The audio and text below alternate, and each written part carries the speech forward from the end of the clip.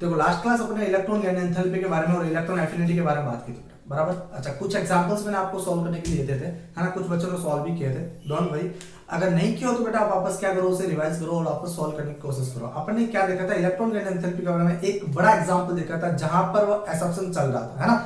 नहीं, एसम्पशन नहीं कह सकते बेटा, उसे हम बोलेंगे क्या कि सर वो जो अपने चल रहा था वो एक लॉजिकल चल रहा था। उस लॉजिकल को अपन देखते हुए आगे बढ़े थे और उसका रीजन भी लिखा था कि सर क्लोरीन और फ्लोरीन के अंदर इलेक्ट्रॉन एफिनिटी किसकी ज्यादा होगी और किसकी नहीं होगी। यस बालक, है ना। चलो आज का जो टॉपिक है बेटा अपना क्या है, सक्सेसिव इलेक्ट्रॉन गेन एंथैल्पी। अब इलेक्ट्रॉन एफिनिटी और इलेक्ट्रॉन गेन एंथैल्पी को हम समझ चुके हैं, सर इनमें क्या क्या डिफरेंट हो सकता है ना। मैं एक बार वापस रिवाइज करूं, एक बार वापस बताऊं तो ध्यान देना कि इलेक्ट्रॉन गेन एंथैल्पी जो होती है, electron gain enthalpy is positive और नेगेटिव, मतलब धनात्मक और ऋणात्मक दोनों हो सकती है। इट मे बी पॉसिबल बेटा, है ना। कब होगी ये अपन को क्या करना पड़ेगा बेटा, हाँ अपने कंडीशन देखना पड़ेगा, कंडीशन देखकर ही पता कर पाएंगे कि सर वो अपने पास धनात्मक होगी या फिर ऋणात्मक होगी। यस। दूसरा होता है electron affinity. Electron affinity is always, electron affinity is always always always negative, है ना। ध्यान देना मैंने ऑलवेज कहा है, मतलब हमेशा, सदैव सदैव सदैव क्या होती है बेटा, ऋणात्मक होती है, बराबर ना। चलिए इतनी बात अपन डिस्कस कर चुके थे और अपन ने कई सारे मतलब एक दो एग्जांपल देखे तो कुछ एग्जांपल्स मैंने आपको करने के लिए दिए थे, बराबर ना। आपके सामने पीरियड टेबल पड़ी है, पीरियड टेबल से उठाते रहो, एग्जांपल करते रहो, उसका इंक्रीजिंग और डिक्रीजिंग ऑर्डर भी लिखते रहो। ध्यान देना बालक कि आप लोगों को इंक्रीजिंग और डिक्रीजिंग का मतलब पता होना चाहिए, घटता और बढ़ता क्रम को पता होना चाहिए, है ना। कैसे घटते क्रम को कैसे लिखेंगे और बढ़ते क्रम को कैसे लिखेंगे, बराबर ना। अब मैंने आपको पहले भी कहा था कि सर आप एक एप्लीकेशन डाउनलोड कीजिए एररलेस का, उसमें आप मीडियम चूज कीजिए और अच्छे से उनमें से जो टॉपिक वाइज क्वेश्चन है वो सोल्व करो, है ना। देखो फिर आप कितने स्किल होते जाते हो। अब नहीं करोगे तो नहीं आने वाला, है ना। आप सोल्व करो, पूरा चैप्टर एकदम धमाकेदार होना चाहिए, बहुत शानदार होना चाहिए बात, ठीक है ना। चलो अब नेक्स्ट बात करते हैं सर, अपने पास नेक्स्ट है सक्सेसिव गेन। अच्छा इसके लिए थोड़ा एक दो पॉइंट भूल चुके थे। देखो अपने लास्ट क्लास जो पढ़ा था वो क्या पढ़ा था, इफेक्टिव फैक्टर्स पढ़ा था ना, प्रभावित करने वाले कारक। और इसके अंदर अपने दो चीजें देख ली थी, तो साइज के बारे में देख लिया था और दूसरा देख लिया था कौन सा, हाँ इफेक्टिव न्यूक्लियर चार्ज। नेक्स्ट अपने पास कौन सा, स्लीडिंग इफेक्ट है। स्लीडिंग इफेक्ट के ऊपर क्या इफेक्ट पड़ेगा उसको देखना। और बालक मैंने हिंदी वालों को भी कहा था कि सर स्लीडिंग इफेक्ट को भी आप ऐसे ही याद रखोगे, है ना। और स्लीडिंग इफेक्ट क्या होता है ये अपन पहले डिस्कस कर चुके हैं, है ना। अच्छा कुछ बालकों की समस्या थी, शायद मुझे अब याद आ रहा है ना। कुछ बालक ने कहा था कि सर स्लीडिंग समझ में नहीं आ रहा, हिंदी में बोलते बेटा इसको परिरक्षण, क्या बोलते, परिरक्षण प्रभाव। अब ये वापस एक बार देख लो आप लोग, अगर नहीं समझ में आया हो तो, है ना, रिवाइज कर लेते इसको थोड़ा भी कि सर हाँ कुछ बच्चों ने कहा था सर जनरल हमारे ये समझ में आया ही नहीं। कोई दिक्कत नहीं बेटा, नहीं आया तो इसकी डेफिनेशन को समझो। और सबसे बड़ी बात, सबसे सबसे सबसे बड़ी बात कि सर इसको अप्लाई करना आना चाहिए, है ना। एग्जाम्पल आपके सामने खूब सारे पड़े, आपको पता होना चाहिए कि सर स्लीडिंग किसका ज्यादा और किसका कम। अब वैल्यू तो देखो कि निकालना थोड़ा, है ना, टफ पड़ जाता है, क्योंकि वैसे तो मैंने बता रखा आपको कैलकुलेशन और जेड इफेक्ट, ये बताया मैंने, है ना। कैलकुलेशन और जेड इफेक्ट बताया है, स्लीडिंग नहीं बताया था मैंने। कोई दिक्कत नहीं बेटा, इसकी वैल्यू को याद नहीं रख पाओ तो हमें वहां पर उसको अप्लाई, दो को कंपेयर करके पता होना चाहिए कि किसकी स्लीडिंग ज्यादा और किसकी स्लीडिंग कम है। ये आपको अच्छी तरीके से पता होना चाहिए, ठीक है ना। आइए जरा स्लीडिंग को समझने की कोशिश करते हैं कि सर क्या क्या बातें की जा रही है। सर अगर स्लीडिंग की बात की जाए तो सर अपने क्या बात कही थी कि सर मान लेते हैं कि अपने पास है कोई न्यूक्लियस है, किसी भी एटम का न्यूक्लियस है, किसी भी एक परमाणु का नाभिक है, बराबर बेटा। अच्छा ये परमाणु का एक नाभिक है तो ये परमाणु का क्या होंगे, कक्षक, हाँ अंग्रेजों क्या होगा, सेल होंगे, ऑर्बिट्स होंगे सर। अच्छा इलेक्ट्रॉन जो होंगे वो यहां पर क्या करेंगे, घूमते रहेंगे और ये वाले भी इलेक्ट्रॉन रहेंगे। अच्छा बताओ जरा कि सर मैंने कहा कि एक अपने पास एटम है और एक एटम के अंदर अपने पास कितने सेल है बेटा, 2 सेल माना हमने और 2 कक्षक मान लिया, पहला सेल और दूसरा सेल, पहला कक्षक और दूसरा कक्षक। अब 2 सेल अपन ने मान लिया, तो अब बताओ जरा कि 2 कक्षकों के अंदर, अब देखिएगा जरा क्या बातें बताई जा रही है कि सर 2 कक्षक हमारे पास मौजूद है। ये जो कक्षक है बेटा ये वाला, इसको बोलते हैं हिंदी में बाह्यतम कक्षक। किस नाम से पुकारूं, बाह्यतम कक्षक, है ना, या फिर संयोजी कक्षक के नाम से देखो, संयोजी कक्षक। अंग्रेजों क्या बोलेंगे बालों को समझिएगा बेटा, हाँ वैसे बता रखा है, एक्सटर्नल सेल, या फिर वैलेंस सेल, है ना, वैलेंस सेल, कुछ भी कह दो इसको, वैलेंस सेल या एक्सटर्नल सेल। अच्छा, अब जरा सुनिएगा कि सर ये जो इलेक्ट्रॉन एक्सटर्नल सेल के अंदर मौजूद है तो इसका नाम भी वही रहेगा, है ना। जैसा आप लोग जिस नगर में रह रहे हो, जिस कस्बे में रह रहे हो, तो आप कोई पूछेगा कि भाई कहाँ के हो, तो वही का बताओगे ना। हाँ, तो अगर जैसे जनरल बात है कि अपन मान लो अमेरिका वगैरह चले गए, है ना, अच्छी अच्छी जॉब करे अमेरिका में, लंदन वगैरह में। अच्छा, वहां पर अपन को कोई मिल गया तो जनरल यही कहेगा कि ये बंदा इंडियन है, बराबर ना, तो इंडियन के नाम से जाना गया। तो भाई साहब ये जहां इलेक्ट्रॉन जहां पर मौजूद है उसको भी उसी नाम से बुलाया जाएगा। क्या बोलेंगे सर, ये बाह्य इलेक्ट्रॉन है, या फिर कहेंगे सर ये हमारे पास क्या है, एक्सटर्नल इलेक्ट्रॉन। कौन सा इलेक्ट्रॉन है, एक्सटर्नल इलेक्ट्रॉन या बाह्य इलेक्ट्रॉन, ठीक है। अच्छा, अब बताओ जरा ये वाला कक्षक हमारे पास जो इसको बोलेंगे अंत कक्षक, हिंदी में अंत कक्षक, इनर सेल, इनर सेल, अंत कक्षक। तो सर इलेक्ट्रॉन भी कौन से होंगे, अंत इलेक्ट्रॉन होंगे। कौन से होंगे, अंत इलेक्ट्रॉन या फिर इनर इलेक्ट्रॉन। कौन सा होंगे, इनर इलेक्ट्रॉन। बोलो बात समझ आ रही। तो जनरली क्या होगा कि सर देखो कि ये वाला जो प्लस रहेगा पॉजिटिव, ये इनको अपनी तरफ अट्रैक्ट करेगा। अब कुछ बच्चों के दिमाग में ये माइंड आ रहा है कि सर अपनी तरफ अट्रैक्ट कर रहा है तो इसको पूरा खींच क्यों नहीं रहा, हम राइट कह रहा हूं। अच्छा, अब थोड़ा सा दिमाग लगाओ बेटा कि इसको नहीं खींच रहा, इसका मेन रीजन क्या है कि सर ये इलेक्ट्रॉन क्या करे, इसको बाहर की तरफ धक्का लगा रहा है ना। अभी आप इतना डाउट मत रखो कि सर ऐसा क्यों है। जब मैं आपको एटॉमिक स्ट्रक्चर पढ़ाऊंगा तो मैं इनके बारे में अच्छे से आपको बताऊंगा कि ये इलेक्ट्रॉन अंदर की तरफ क्यों नहीं जा रहा, है ना, सारे के सारे इसके अंदर ही गिर जाना चाहिए। ये इतना आपको खोपड़ा नहीं लगाना अभी, है ना। अभी तो आप इतना समझो कि सर ये जेड इफेक्ट, सॉरी स्लिडिंग इफेक्ट क्या होता है, जेड इफेक्ट क्या होता है, बराबर ना। इलेक्ट्रॉन क्या हो रहा है क्या नहीं हो रहा है, इसके बारे में अपन एटॉमिक स्ट्रक्चर के अंदर डिटेल में बताऊंगा। डोंट वरी बेटा, आप थोड़ी बातों को समझने की कोशिश करेंगे। सर प्रोग्राम क्या चल रहा है सर, यहाँ की बात करें तो देखो यहाँ पर जो वर्किंग चल रही है, वर्किंग कैसे आप सर यहाँ से इलेक्ट्रॉन इसको क्या करा, रिपल्सन करा। और अपन ने बात कही थी प्लस प्लस माइनस माइनस, दुश्मन दुश्मन, बात समझ आ रही है। तो सर यहाँ पर ये इलेक्ट्रॉन क्या करेगा, इसको बाहर की तरफ धक्का देगा, लेकिन ये वाला क्या कर रहा है, इसको अंदर की तरफ खींच रहा है। बात समझ आ रही। अगर बेटा इनका बाहर की तरफ धक्का देने का जो बल है, फोर्स है, वो मान लो कम हो जाए तो सर स्लिडिंग क्या हो गई, कम हो। समझ में आ रही बात। तो जब स्लिडिंग कम हो जाएगी तो ज्यादा क्या होगा, ये जेड इफेक्ट हो गया। ज्यादा क्या होगा, प्रभावी नाभिक क्या, जेड इफेक्ट ज्यादा। अगर सर ये धक्का देने का जो प्रभाव है वो बहुत ज्यादा इसके कंपेयर, अब इतना भी ज्यादा नहीं होगा कि सर इसका प्रभाव पड़ेगा नहीं। अगर इसका प्रभाव नहीं पड़ेगा तो ये कहीं दूर चला जाएगा, और ऐसा संभव नहीं। हाँ, ये कह सकते हैं कि सर इसके धक्का देने का जो बल है ना, ये जो इसको प्रतिकर्षित कर रहा है, रिपल्सन जो फोर्स है वो इतना ज्यादा है कि सर इसको ये ज्यादा अट्रैक्ट नहीं कर पा रहा, मतलब ये खींच नहीं पा रहा है, लेकिन बल तो लगेगा, फोर्स तो लगेगा। तो ये यहां ना होकर कहीं ना कहीं क्या होगा बेटा, यहां पर मौजूद होगा, है ना। तो सर ये सेल यहां बन जाएगा। तो सर अब देखो डिस्टेंस बढ़ गई, है ना। तो दैट इज कहने का तात्पर्य ये है बेटा कि अगर अपन कुल मिला के एक सिंगल वर्ड के अंदर बात करें तो क्या कहेंगे कि सर अगर इनर इलेक्ट्रॉनों का एक्सटर्नल इलेक्ट्रॉन के ऊपर लगने वाला फोर्स, इनर इलेक्ट्रॉनों का एक्सटर्नल इलेक्ट्रॉन के ऊपर लगने वाला फोर्स यदि ज्यादा हो तो उस कंडीशन के अंदर क्या होगा बेटा, स्लिडिंग हमारे पास कैसी होगी, एकदम स्ट्रॉन्ग होगी। बात आगे समझ में। दूसरी बात, अगर सर इसका फोर्स हमेशा अगर कम हो जाए, हमेशा नहीं, अगर कम हो जाए तो इसका फोर्स ज्यादा हो जाए तो सर स्लिडिंग हमेशा क्या होती है, एकदम दुबली पड़ती है, कुल मिला के एकदम पुगल प्रकार की। बात पहले पड़ रही बालक, है ना। तो सर कहीं दिक्कत नहीं है ना। तो स्लिडिंग बहुत आसान है बालक। और ये जो अपन देखते हैं प्रोग्राम, ये सारा का सारा साइज के हिसाब से। अब सर आप कहोगे सर डेफिनेशन समझ में आ चुकी है, हमारी डेफिनेशन बिल्कुल क्लियर हो गई, हमें तो इसको अप्लाई करना सिखाओ।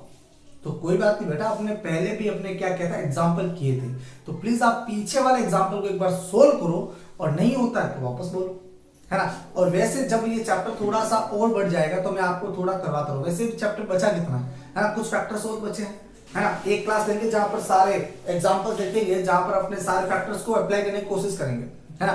कुछ आप करोगे, कुछ हम करेंगे, ठीक है वाला। तो सर आप इसको समझिएगा कि सर अप्लाई, डेफिनेशन बहुत आसान है, वन सिंगल वर्ड में मैंने बता दिया आपको, डेफिनेशन बहुत आसान है, आपको पुअर बताना आना चाहिए और स्ट्रॉन्ग बताना आना चाहिए। मुझे इतना ही चाहिए। जब इतना कर लोगे तो सर आप जितने भी क्यों, किंतु, लेकिन, किंतु, परंतु, बंधु, ऐसे जितने भी प्रश्न होंगे, है ना, वाई बट, है ना, तो वाई बट वाले जितने भी क्वेश्चन होंगे, लेकिन किंतु वाले, वो सारे के सारे क्या हो जाएंगे अपने बेटा, सोल्व हो जाएंगे, है ना। क्योंकि एग्जाम में जो क्वेश्चन पूछे जाता है वो वाई लगा के पूछा जाता है, ऐसा क्यों होता है ना। जैसे मैं जस्ट एग्जांपल बात कहूं तो सर मैंने बोल दिया कि सर सोडियम और पोटेशियम इसमें बड़ा कौन, तो आपने कह दिया सर पोटेशियम बड़ा, क्यों बड़ा है, तो आपने कहा सर इसके अंदर एक्स्ट्रा सेल जुड़ा है, इसका क्वांटम नंबर अलग है, जितना ज्यादा प्रिंसिपल क्वांटम नंबर बढ़ता है तो सर साइज भी बढ़ती है, तो इसका ये आंसर रहा ना। तो जैसे आपने अप्लाई किया है वही उसका क्या बेटा, शब्दों में आंसर, है ना, वर्ड्स के अंदर लिखना। तो ऐसे प्रश्न अपने 12th बोर्ड में पूछे जाते हैं, 11th क्लास के एग्जाम पूछे जाते हैं, और कुछ जनरल बातें हैं बेटा कंपटीशन के अंदर भी की जाती है ना। अब जैसे आप लोगों ने बायो और मैथ्स दिए तो कुछ सोच समझ के लिया है कि सर हाँ I became a engineer, I became a doctor, है ना, कुछ ऐसे करके, ठीक है बेटा। एक बार आप थोड़ा सा वापस एक बार उसे पलट के देखो, फिर अपन आगे डिस्कस करते कि होना क्या है, ठीक है बालक। चलो अब बात करते हैं कि सर ये अपने पास इलेक्ट्रॉन गैन एंथैल्पी के ऊपर इसका क्या इफेक्ट पड़ने वाला है ना। अब देखो कुल मिला के बात बेटा ये है कि जनरली जो इफेक्टिंग फैक्टर जो होंगे वो अपने पास एक जेड इफेक्ट होता है, हर शब्दों में बात, आप कुछ भी देख लेना, चाहे आईपी देखो, चाहे इलेक्ट्रॉन एंथैल्पी देखो, चाहे आप इलेक्ट्रोनेगेटिविटी देखो, जो भी देखोगे बेटा आप है ना इन्हीं फैक्टर्स को काम में लोगे, तो इज वेरी इंपॉर्टेंट, है ना। जहां पर भी काम में लोगे तो देखो 3-4 वर्ड सबसे ज्यादा घूमते हैं, और इन 3-4 वर्ड को पकड़ के रखना है ना। अब आपको कंपटीशन फाइट करनी है ना। आई नाउ कि मैं आपके लिए 11th 12th के साथ साथ इंपॉर्टेंट जो रहेगा, आप कुछ ना कुछ इंपॉर्टेंट तो करने चाहोगे, है ना। कुछ तो सोच समझ के ही ली होगी ना आप लोगों ने, बायोलॉजी मैथमेटिक्स, तो उसके अकॉर्डिंग है बेटा, ठीक है ना। चले बढ़िया आगे सुनिएगा बेटा। अब बात करते हैं कि सर इसका इफेक्ट अपने पास इलेक्ट्रॉन गैन एंथैल्पी के ऊपर या फिर इलेक्ट्रॉन एफिनिटी के ऊपर क्या इफेक्ट पड़ता है। अब देखो ध्यान दे, मैंने आपको पहले ही बात बता दी है कि सर इलेक्ट्रॉन गैन एंथैल्पी को आपको अभी थोड़ा सा अलग रखना है, लेकिन कहीं कहीं जगह पर ये क्या हो जाता है बेटा, इसके जो सिमिलर है वो सारा का सारा मैच हो जाता है। हाँ कुछ जगहों पर ये क्या हो गए चल जाते हैं, लेकिन अपन को वहां पर पता करना पड़ेगा कि सर किस कंडीशन में होंगे। अब देखो कि हर एग्जाम्पल करवाना संभव नहीं है, दिमाग अपन को लगाना पड़ेगा, है ना। कहीं पर आपको केटाइन दे देगा, कभी एनाइन दे देगा, और फिर पूछेगा करो भाई इलेक्ट्रॉन गैन एंथैल्पी निकालो, इलेक्ट्रॉन एफिनिटी निकालो, तो सर वहां पर आपको शायद थोड़ी प्रॉब्लम हो सकती है, लेकिन जितने ज्यादा आप क्वेश्चन सॉल्व करोगे उतनी ही आपकी प्रॉब्लम धीरे धीरे धीरे धीरे स्लोली क्या होगी, कम होगी। अच्छा सने सने कम होगी, ठीक है, संस्कृत में चलो आओ सुनो आगे। सर अगर बात करें किसके बारे में, स्लीडिंग के बारे में, तो सर स्लीडिंग की बात की जाए तो स्लीडिंग अपने पास कैसा है, इफेक्टफुल है, ये लो स्माइली फेस है। स्लीडिंग कैसा है, इफेक्टफुल है। तो जब स्लीडिंग ज्यादा इफेक्टफुल है, स्लीडिंग क्या है, ज्यादा इफेक्टफुल है, स्लीडिंग क्या है, अच्छा हिंदी में परिरक्षण प्रभावी है। परिरक्षण कैसा है, प्रभावी है। तो जब ये प्रभावी होगा, तो देखो जब ये प्रभावी होगा तो साइज क्या होगी, बढ़ेगी, क्या होगी, बढ़ेगी, है ना। ऐसे बोलते रहो, है ना, साथ साथ क्या होगा बालक, बढ़ेगी। जब स्लीडिंग इफेक्टफुल है तो साइज क्या होगी, बढ़ेगी। जब साइज बढ़ेगी तो that is electron gain enthalpy क्या होती है हमारे पास, घटती है। ये अपन पहले बात कर चुके हैं, है ना। इलेक्ट्रॉन एफिनिटी या electron gain enthalpy inversely proportional to size, मतलब साइज के व्युत्क्रमानुपाती होता है। पढ़ा के नहीं पढ़ा अपन पहले पढ़ चुके हैं कि साइज के क्या होता है, व्युत्क्रमानुपाती होता है। तो सर अपने पास पता है, तो सर जब ये प्रभावी आकार घटा, साइज डिक्रीज हुआ है, साइज डिक्रीज नहीं बेटा इंक्रीज हुआ, साइज क्या होगा, बढ़ा। परिरक्षण प्रभावी shielding effectfully size will be increase, size बढ़ी। जब साइज बढ़ी तो मैं यहां पर क्या लिखूंगा भाई, लेसर इलेक्ट्रॉन एफिनिटी। बोलो बात समझ में आई, अच्छा समझ में आई। अच्छा क्या होगा, इलेक्ट्रॉन एफिनिटी हमारे पास क्या होगा बालक, कम होगा। हिंदी वाले भी इसी में लिखे वाले। चलो दूसरी बात करो, सर जी स्लीडिंग जो है, स्लीडिंग जो है वो पुअर है, अपुअर का मतलब कम है ना, अप्रभावी, दुर्बल है, परिलक्षण दुर्बल है, तो सर वहां पर इलेक्ट्रॉन एफिनिटी क्या होगा, हायर इलेक्ट्रॉन एफिनिटी होगा। अगर वन वर्ड के अंदर बात लिखो बालक आप लोग, तो वन वर्ड के अंदर लिखना electron affinity is inversely proportional to splitting, और स्प्लिटिंग को आप लोगों ने प्यार से स्क्रीनिंग भी बोला था। परिरक्षण मतलब ये बढ़ा ये घटा, ये घटा ये बढ़ा, ये बढ़ा ये घटा, है ना, एक दूसरे के अपोजिट चलते, एक को बढ़ाओ दूसरे को घटाओ, एक को बढ़ाओ दूसरे को घटाओ। बोलो बात तो समझ आ गई बेटा। जब इस प्रकार से लिखा जाता तो इसको बढ़ाओगे तो ये घटेगा, इसको घटाओगे तो ये बढ़ेगा। और वी नाउ डेट बेटा हम जानते हैं कि सर स्लीडिंग होती है, स्लीडिंग वो डायरेक्टली प्रोपोर्शनल क्या होती है, एटॉमिक साइज के बराबर। तो सर साइज जितना बढ़ेगा स्लीडिंग भी उतनी ज्यादा क्या होगी बालकों, बढ़ेगी। बात समझ आ गई। तो सर बात नंबर 1 ये अपने पास ये। अब और भी एग्जांपल्स आप लोग करने की कोशिश करो, हमें तो वैसे ही करवाना, ठीक है, जल्दी से छापो उसको। हो गया, आओ बढ़े आगे। सर नेक्स्ट बात करते हैं किसके बारे में, इलेक्ट्रॉनिक कॉन्फ़िगरेशन के बारे में। तो हेडिंग लगाइए, अगला जो इफेक्ट अपना काम करेगा इलेक्ट्रॉनिक कॉन्फ़िगरेशन का काम करेगा। इलेक्ट्रॉनिक कॉन्फ़िगरेशन क्या होता है, इलेक्ट्रॉनिक कॉन्फ़िगरेशन, चलिए इलेक्ट्रॉनिक कॉन्फ़िगरेशन क्या होता है। पहली बात मैं लिख देता हूं बेटा, पहले हिंदी में लिखते हैं, इस बार हिंदी वालों को प्राथमिकता। इलेक्ट्रॉनिक विन्यास,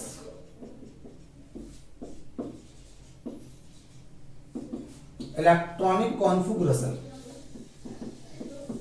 अच्छा सुनिए बेटा, इलेक्ट्रॉनिक कॉन्फ़िगरेशन क्या होता है सर, इसके रिगार्डिंग बात करें तो पहले आप ये समझिए 1s sorry s p d f, S के अंदर जो इलेक्ट्रॉन भरे जाते हैं बेटा ज्यादा से ज्यादा मैक्सिमम 2 इलेक्ट्रॉन भरे जाते हैं, पी के अंदर 6 इलेक्ट्रॉन आते हैं, डी के अंदर 10 इलेक्ट्रॉन आते हैं और एफ के अंदर कितना आता है 14 इलेक्ट्रॉन आते हैं।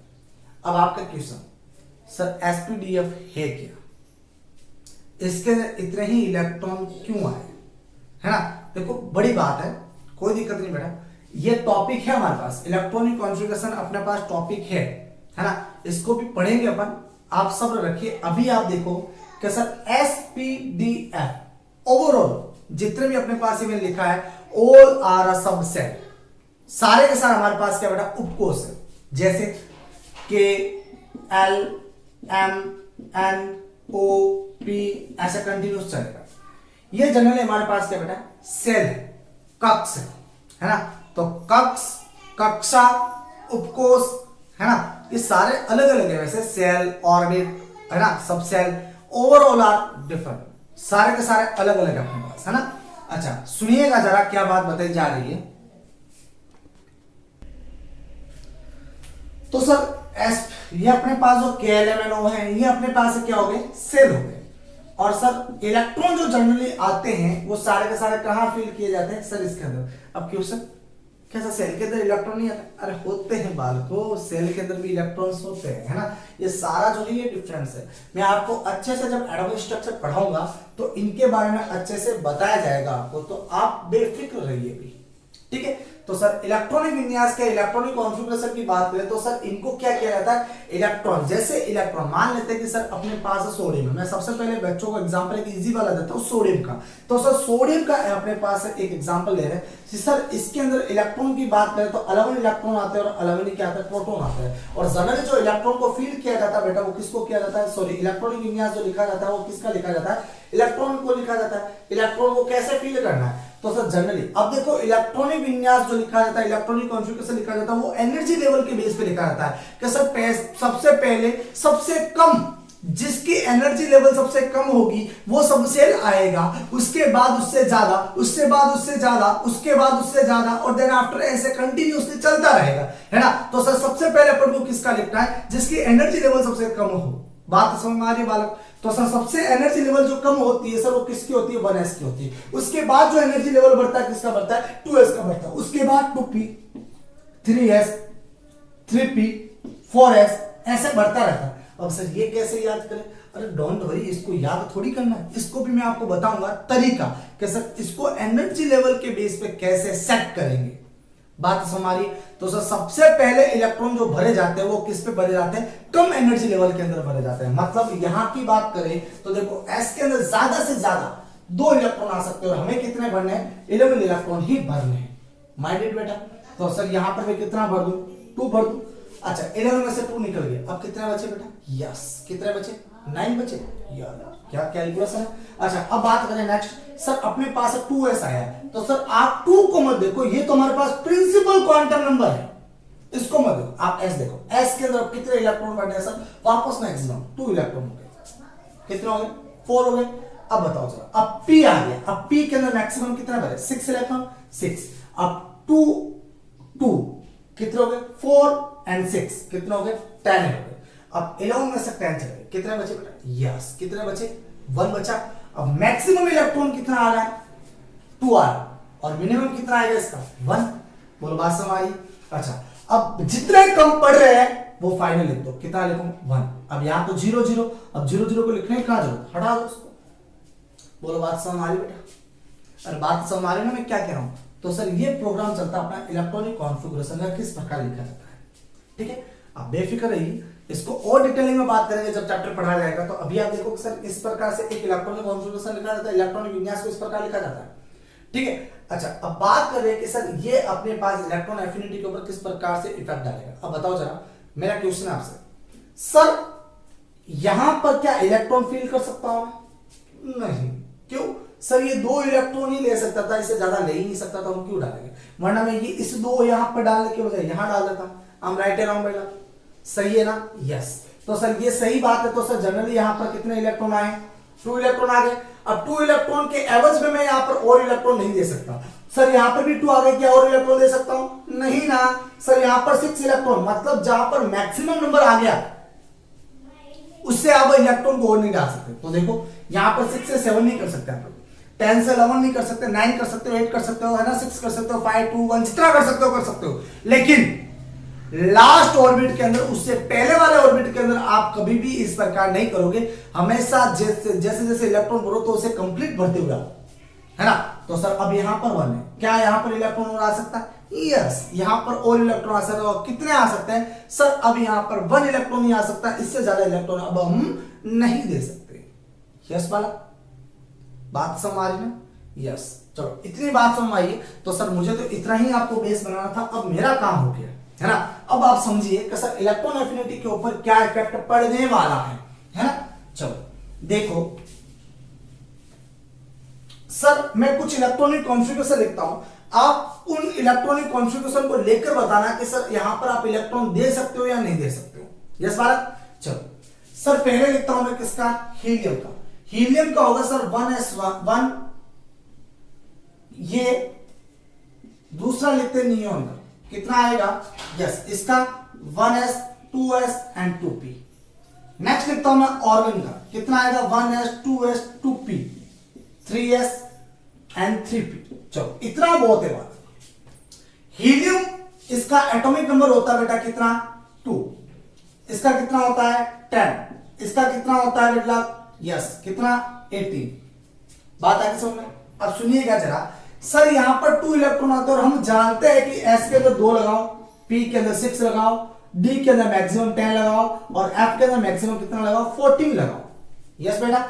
अच्छा s के अंदर मैक्सिमम 2 इलेक्ट्रॉन आना चाहिए तो 2 आ गए, क्या कंप्लीट हो गया? यस। अब यहां पर सर किसी प्रकार की अब जरूरत नहीं पड़ेगी। आई एम राइट बेटा।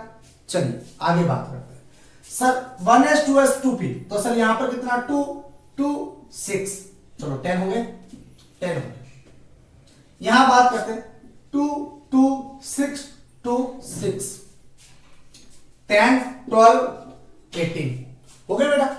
अब जरा बताइएगा कि सर इनके अंदर मुझे कोई और इलेक्ट्रॉन देना चाहूं तो क्या ये लेगा क्या? अरे बालकों लेगा क्या? सर यहां पर तो पूरे ऑर्बिट कंप्लीट है, ये इलेक्ट्रॉन को नहीं लेगा। अब आपके माइंड में सर क्यों नहीं लेगा? अरे बबुआ पहली बात यहां पर जगह खाली नहीं है क्या?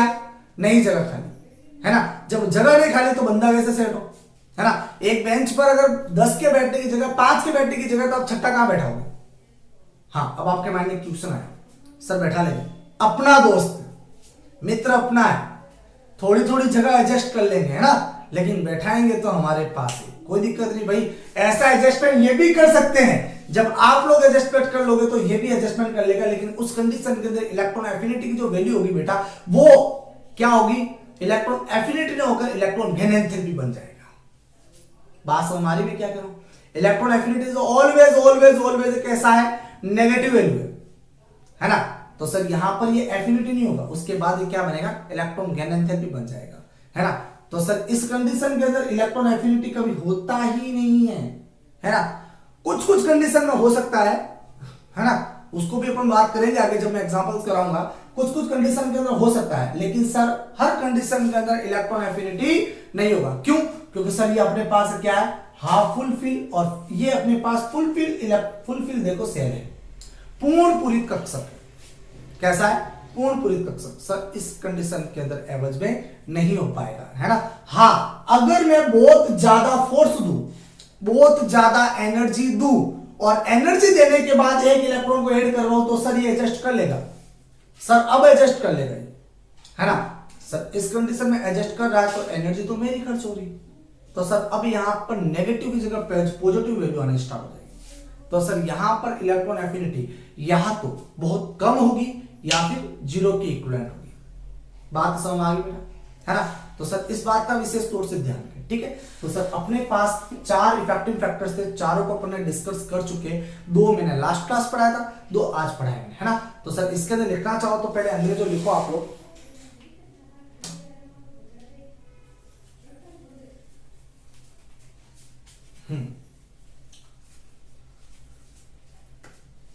लिखिएगा, in this condition electron affinity is most probability is zero.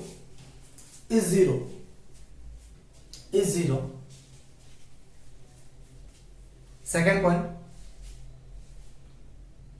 mostly electron affinity is positive. That is it is called electron gain enthalpy. Hindi वाले लिखे वाला, इस स्थिति में इलेक्ट्रॉन बंधुता की प्रायिकता जीरो होती, अधिकांश जीरो होती। सेकंड पॉइंट, इलेक्ट्रॉन बंधुता धनात्मक भी हो सकती है, अतः इसे इलेक्ट्रॉन लब्धि एंथैल्पी कहा जाता है। फटाक से एग्जांपल, है ना। हाँ, एक और पॉइंट लिख दीजिएगा, चलो छोड़ो, ठीक है, उतारो भैया, हो गया।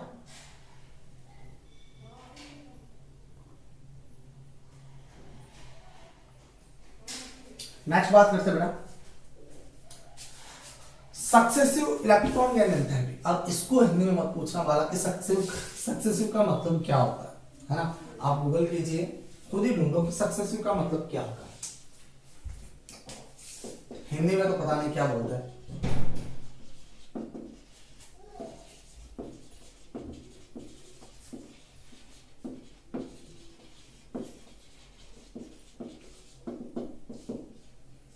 सक्सेसिव इलेक्ट्रॉन गेन एंथैल्पी, ये तो इलेक्ट्रॉन लब्धि एंथैल्पी हो गया सर। अब बात आ रही कि सर इसको किस प्रकार देखना है।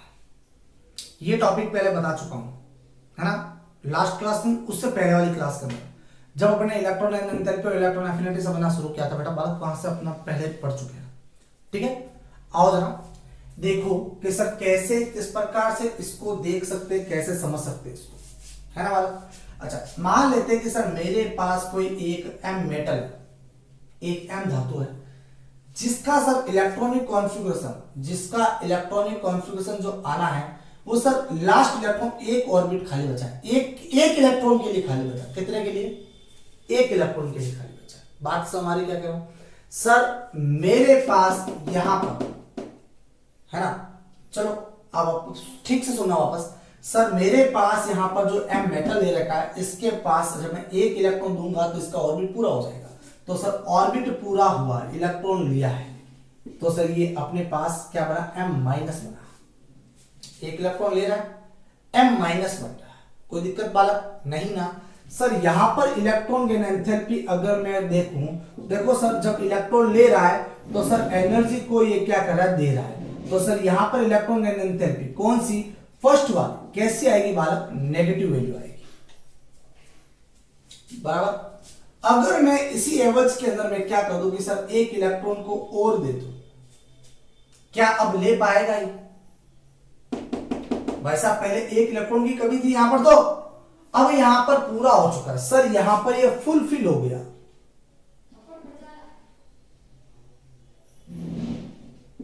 फुलफिल हो गया इसका ऑर्बिट, है ना। जब सब फुलफिल हो जाता है तो बताओ जरा अब इलेक्ट्रॉन ले पाएगा क्या? नहीं। जब इलेक्ट्रॉन नहीं ले पा रहा है तब भी हमको को देना है, तो सर इस एवरेज में मुझे क्या करना पड़ेगा? एनर्जी देनी पड़ेगी, ऊर्जा को देना पड़ेगा, है ना। तो सर अब m-2 बना रहा है। अब बताओ जरा, अब इलेक्ट्रॉन गेन एंथैल्पी सेकंड जो आएगी वो कैसे आएगी? धनात्मक आएगी। और ऐसे ही अगर थर्ड कर दूं, फोर्थ कर दूं, फिफ्थ कर दूं, अब देखो थर्ड भी कर दो, चलो अब एनर्जी तो मुझे क्या करना पड़ेगा? इसमें कम एनर्जी देनी पड़ी थी और अब यहां पर क्या करना पड़ेगा? एनर्जी को ज्यादा देनी पड़ेगी। तो ज्यादा देनी पड़ेगी तो सर ये m-3 अपने पास क्या आ रहा है sir? Electron gain enthalpy third positive आ रहा है। अब ऑर्डर लिखना स्टार्ट हो। सबसे ज्यादा इलेक्ट्रॉन गेन एंथैल्पी किसकी? पहले थर्ड की ज्यादा, उसके बाद सेकंड की ज्यादा, उसके बाद फर्स्ट की ज्यादा। सर ये नॉर्मल चीज है हमारे पास, है ना। सक्सेसिव इलेक्ट्रॉन गेन एंथैल्पी का ऑर्डर भी लिखना आना चाहिए। अगर ऑर्डर नहीं लिखोगे तो क्वेश्चन रॉन्ग होगा बेटा। इसके बेस पे भी आपको कई सारे जेई के अंदर और नीट के अंदर क्वेश्चन मिलेंगे, ठीक है बालक। तो ध्यान दे, आप ऑर्डर लिखना ना भूलें, ठीक है। मैं एग्जांपल लेता हूं किसका? सोडियम का। हटा दो उसको। आई होप कि आप लोगों ने कर लिया होगा। देखो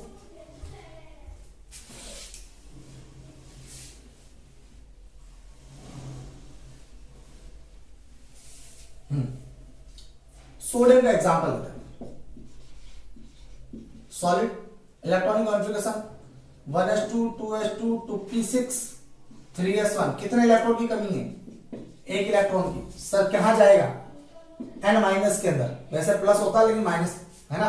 एक इलेक्ट्रॉन लेना तो माइनस भी जाएगा। अब इलेक्ट्रॉन गेन एंथैल्पी फर्स्ट कैसी होगी बेटा? नेगेटिव। अब इसका इलेक्ट्रॉनिक कॉन्फ़िगरेशन बोलो 1s2 2s2 2p6 3s। अब 1 था, एक इलेक्ट्रॉन और ले लिया, 2 हो गया। तो पूरा हो गया ना सर? ये तो पूरा हो गया। तो अब बताओ Na माइनस क्या इलेक्ट्रॉन ले पाएगा? नहीं, फिर भी देना है, एनर्जी देनी पड़ेगी। सर अब क्या हो गया? n-2। तो सर इसकी इलेक्ट्रॉन गेन एंथैल्पी जो होगी वो क्या होगी? पॉजिटिव आ जाएगी। तो सर सेकंड की बात करें तो सेकंड सोडियम के अंदर ज्यादा और फर्स्ट क्या होगी? कम। बात आगे समझ वाला, है ना। तो सर आपको सिचुएशन देखनी पड़ेगी और सिचुएशन के हिसाब से आपको काम करना पड़ेगा, ठीक है बेटा। आज के लिए अपन इतना ही देखते हैं, बाकी का अपन नेक्स्ट क्लास देखते हैं, है ना बेटा। मैं आपसे वापस रिक्वेस्ट करूंगा कि आप क्वेश्चन को सॉल्व करें ज्यादा से ज्यादा, है ना। अब लास्ट तक तो मैं थोड़ा बिजी था, है ना। कुछ बच्चों ने भेजे थे मुझे, देख नहीं पाया था। लेकिन मैं अब से मैं आपके प्रत्येक जो भी आप भेज रहे हो कि सर मैंने ये एग्जांपल किया है ना। हिंदी मीडियम वाले तो कुछ भेजते नहीं है, वैसे ज्यादातर इंग्लिश मीडियम वाले भेजते हैं, है ना। कोई दिक्कत नहीं है, आप सोल्व करो, मैं आपके प्रॉपर तरीके से चेक कर लूंगा। और आपको डाउट हो बालक तो 6 बजे के बाद, शाम को 6 बजे के बाद कॉल कीजिएगा, है ना। मैं आपको प्रॉपर टाइम दे दूंगा। अगर उस समय बिजी रहूंगा तो मैं प्रॉपर टाइम दे दूंगा कि हाँ बेटा आप इतने बजे कॉल करो, ठीक है। और जितना भी आप होमवर्क मतलब भेज रहे हो होमवर्क को आप फेयर कॉपी डालो और उस पर लिखना स्टार्ट कर दो, ठीक है। यही नोट्स है आपके और कुछ नहीं, ठीक है बेटा। आज के लिए इतना ही, बाकी का नेक्स्ट क्लास बात करते हैं। बाय।